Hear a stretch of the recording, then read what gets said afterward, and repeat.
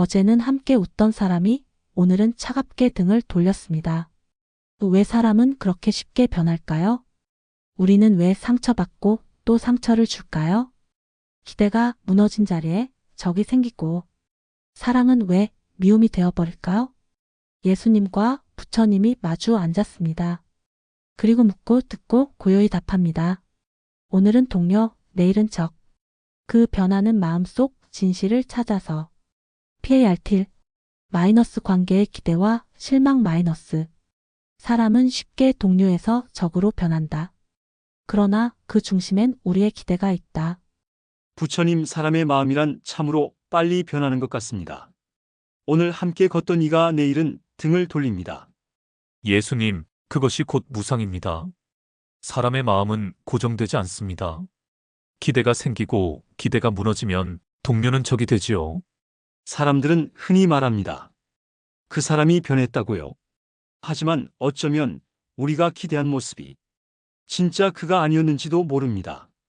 모든 관계의 시작에는 투영이 있습니다. 그를 통해 나를 보고 내가 보고 싶은 모습만 보게 되지요. 그래서 사랑은 환상이 되고 환상이 깨지면 상처만 남습니다. 사람은 늘 확신을 원합니다. 그러나 마음은 물과 같아 손에 쥐려 할수록 더 빠져나갑니다. 내가 이 땅에 있을 때에도 많은 이들이 나를 따르다가 내가 그들의 기대와 다르다는 걸 알자 돌을 들었습니다. 그들은 나를 왕이라 불렀고 곧이어 십자가에 못 박으라고 외쳤지요. 그것이 집착의 본성입니다.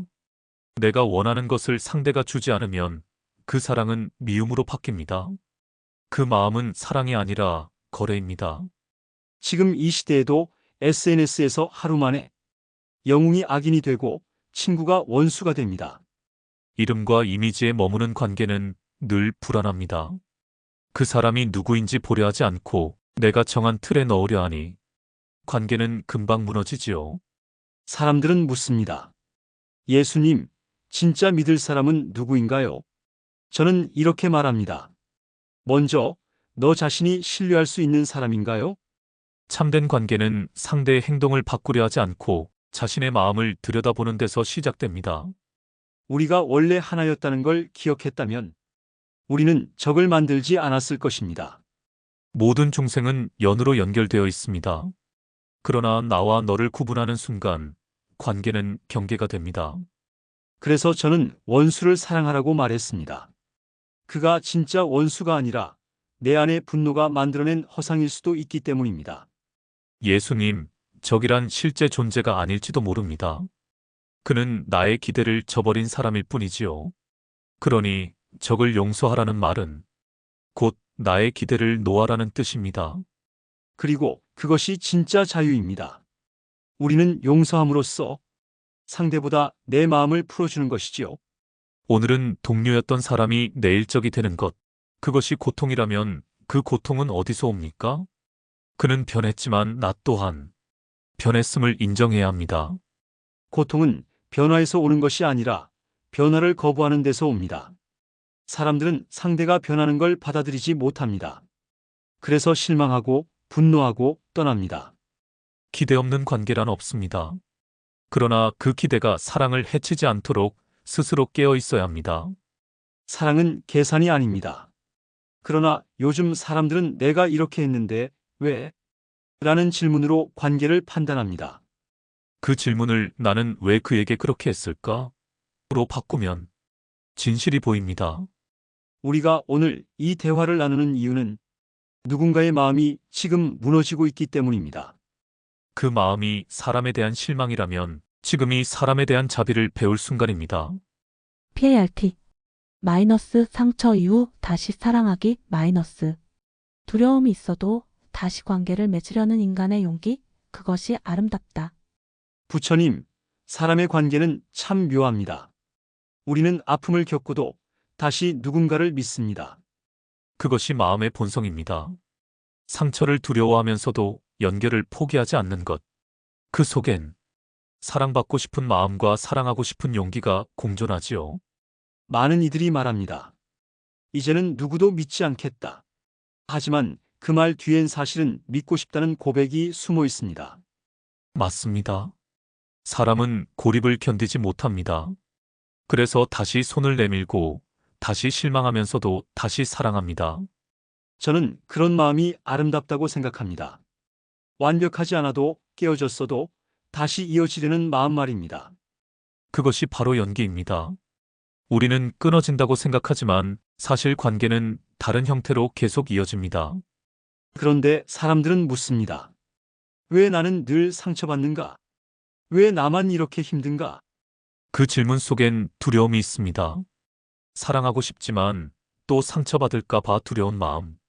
그러나 상처는 사랑을 멈추게 하는 이유가 아니라 사랑을 더 깊이 이해하게 만드는 길이 되어야 합니다. 저도 상처받은 적이 있습니다. 가까이 있던 제자, 함께 했던 사람들이 두려움에 등을 돌렸습니다. 그때 저는 분노하지 않았습니다.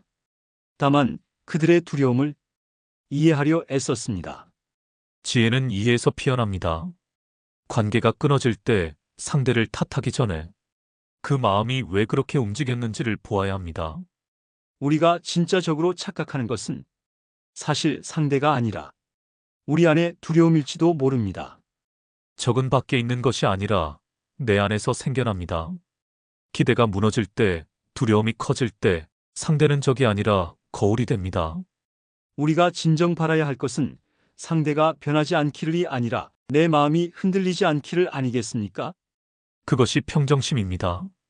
관계 속에서 기쁨도 아픔도 미움도 그저 하나의 경험으로 받아들이는 것. 사람은 왜 멀어진 관계를 떠올리며 죄책감을 느낄까요? 그것은 사랑하고 있었다는 증거입니다. 진심이 있었기에 후회도 있고 아픔도 깊은 것이지요. 그러나 그 죄책감을 오래 붙들면 자신도 상대도 다시 다가갈 수 없습니다. 그럼에도 불구하고 우리는 다시 관계를 맺어야 합니다. 왜냐하면 사랑은 기억 속에서 피어나는 것이 아니라 현재의 용기에서 시작되기 때문입니다. 관계는 지금 여기에 있는 나로부터 다시 태어납니다. 과거의 상처가 아무리 깊어도 지금의 연민이 깊다면 그 관계는 다시 꽃필 수 있습니다. 그래서 저는 말합니다. 먼저 인사하세요. 먼저 손 내미세요. 먼저 용서하세요. 누군가에게 먼저 다가가는 그 용기, 그것이 곧 깨달음입니다. 사랑은 늘 한 사람의 선택에서 시작됩니다. 그 사람이 바로 나라면 세상은 그만큼 더 따뜻해질 것입니다. 그 따뜻함이 세상을 바꾸진 못할지라도 한 사람의 마음을 바꾼다면 그걸로 충분합니다. PART 3. 마이너스 용서와 회복 마이너스. 진정한 용서는 나를 자유롭게 하며 회복은 결국 나와의 화해에서 시작된다. 부처님, 오늘 하루도 이렇게 지나가고 있습니다. 사람과의 관계도 이렇게 저물 때가 있습니다. 그렇습니다. 모든 인연에는 시작이 있고 끝이 있지요. 그러나 끝이란 사라짐이 아니라 다른 형식의 존재일 뿐입니다. 저는 여전히 사람들이 이렇게 말하는 걸 듣습니다. 나는 용서할 수 없다. 나는 잊지 못하겠다. 그 마음, 저는 이해합니다. 용서란 기억을 지우는 일이 아닙니다. 기억을 품는 일입니다. 미움과 분노로 기억하던 것을 자비로 바라보는 마음의 전환. 저는 용서란 단어보다 자유라는 단어를 더 자주 씁니다. 왜냐하면 용서하는 사람보다 용서받는 사람보다 먼저 자유로워지는 건 용서하는 사람이기 때문입니다. 맞습니다. 용서는 상대를 위한 것이 아니라 나의 고통을 놓아주는 수행입니다. 놓을 수 있으면 다시 걸을 수 있고 다시 걸으면 다시 만날 수 있습니다. 사람들은 가끔 이렇게 말하지요. 나는 그를 용서했어요. 하지만 그 말 뒤에 여전히 아픔이 남아있다면 그건 말이지 마음은 아닙니다. 진짜 용서는 말로 하지 않고 살아내는 것입니다. 예전처럼 웃지 못하더라도, 예전처럼 함께하지 못하더라도 그 사람을 미워하지 않겠다는 조용한 결심. 부처님, 우리는 상처로부터 회복하려 할 때 반드시 마주쳐야 할 존재가 있습니다. 그건 상대가 아니라 나 자신입니다. 관계를 회복하는 가장 첫 걸음은 내가 나를 용서하는 것입니다. 내가 몰랐던 것들, 내가 실수했던 것들, 내가 놓쳤던 사랑들, 그 모든 것을 인정하며 자신에게 연민을 보내야 합니다. 나는 나를 사랑해야 비로소 누군가를 사랑할 수 있습니다. 내 마음이 닫혀 있으면 그 누구에게도 진심으로 손을 내밀 수 없습니다. 자신에게 연민을 보낼 줄 아는 사람은 결코 쉽게 타인을 미워하지 않습니다. 왜냐하면 타인의 실수 안에서 자신의 과거를 보기 때문입니다. 그리고 가끔은 정말 멀어진 관계도 있습니다. 다시는 이어지지 않을 것 같은 그럴 때 우리는 무엇을 할 수 있을까요? 그때 필요한 것은 말이 아닌 기도입니다. 내가 다가갈 수 없을 때, 내가 사라져야 할 때 그 사람의 행복을 조용히 빌어줄 수 있다면 그것이 바로 가장 큰 사랑입니다. 사랑은 상대의 곁에 머무는 것만이 아닙니다.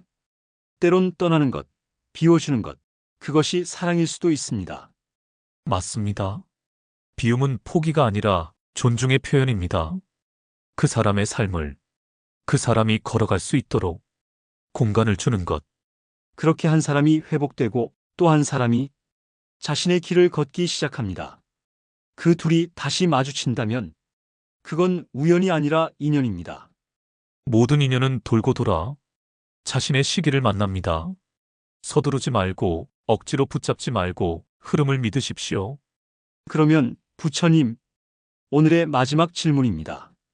관계가 너무 아파서 혼자 있고 싶은 사람에게 당신은 어떤 말씀을 전하시겠습니까? 괜찮습니다. 잠시 혼자 있어도 괜찮습니다. 혼자라는 건 텅 빈 것이 아니라 스스로를 만나는 시간이니까요. 아멘. 저도 그렇게 말하겠습니다.